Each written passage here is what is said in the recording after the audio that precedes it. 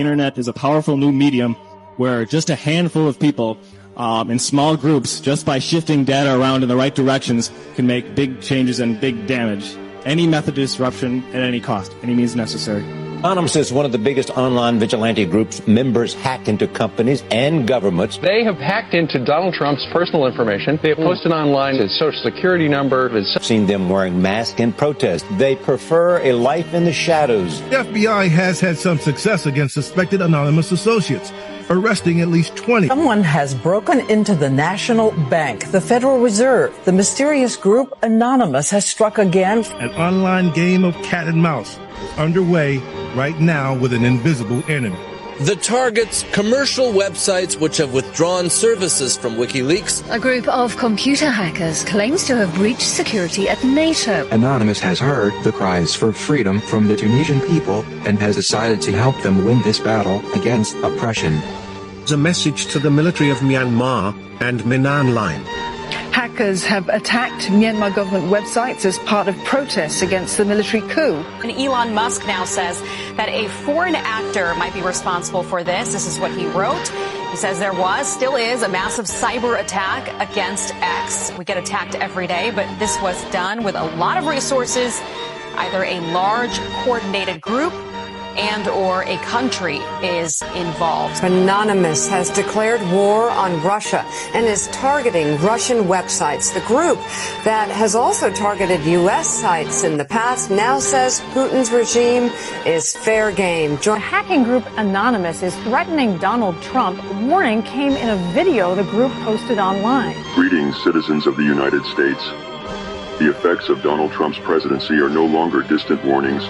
They are here, unfolding before you. While many remain unaware, blinded by the administration's relentless efforts to suppress the truth, the rest of the world is watching, and it is responding. Long-standing alliances with key nations such as Canada and Mexico are fracturing inch by inch.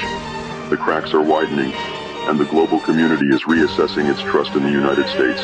The question is no longer if, but when these relationships will collapse entirely. The consequences will be severe.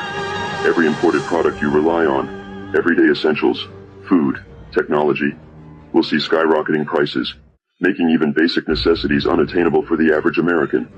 What you perceive as a simple rise in costs is, in reality, a calculated strategy. The plan? To systematically dismantle the lower class, to push those already struggling into the abyss of poverty where they will face an impossible choice. Perish or submit to servitude under the wealthy elite. Make no mistake, this is economic warfare, and the target is you. The recent ICE raids are not just about immigration enforcement, they are about control. The Trump administration seeks to reignite the flames of racial inequality and segregation-era policies, erasing diversity to craft a nation built on division and fear. These operations are disrupting local economies, forcing businesses to crumble, and ensuring the economic elimination of the working class. What follows is a society engineered to serve the interests of the few at the cost of the many. And as the oligarchy takes shape, another darker ideology is creeping into the mainstream. Fascist ideals, once whispered in the shadows, are now being openly embraced. Symbolism matters. Gestures matter. Elon Musk, a figure of immense influence, recently tested the waters with a gesture recognized worldwide as a salute. This was not an accident. It was a message, a challenge, a warning. But know this, the people are not silent. Despite the administration's best efforts to muzzle dissent, the voices of resistance grow louder. Trump's reckless overhauls, his purges of experienced government officials, his chaotic restructuring of critical infrastructure, have created vulnerabilities, weaknesses, entry points. This transition period is his greatest liability, but it is also our greatest opportunity.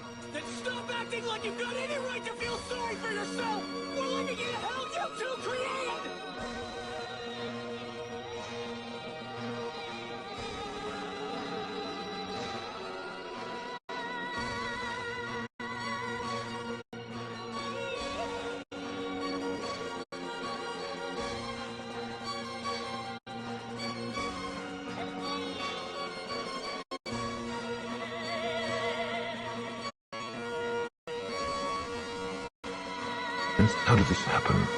Who's to blame?